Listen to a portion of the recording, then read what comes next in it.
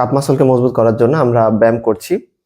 আমরা দুই পায়ের গোড়ালি উপরে উঠাবো এবং এখান থেকে আমরা সামনের দিকে হাঁটবো। দুই পায়ের গোড়ালি উঁচা রেখেই হাঁটবো এবং পিছনের দিকে আসবো। আবার সামনে যাব,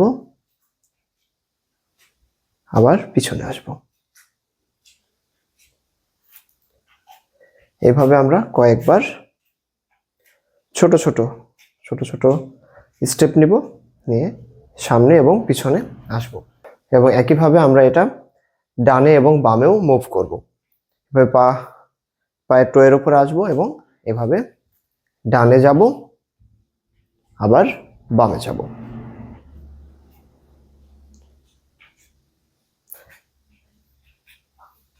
এভাবে ডানে এবং বামে কয়েকবার প্র্যাকটিস করব। তাহলে আমরা সামনে পিছে ডানে এবং বামে চারদিকে যখন আমরা মুভ করব হিল রেজ করে, তখন আমাদের কাপ মাসলের ব্লাড সার্কুলেশন বাড়বে এবং কাপ মাসলের যে পেশিগুলো রয়েছে, যে মাসলগুলো রয়েছে, সেগুলোকে মজবুত করতে হেল্প করবে।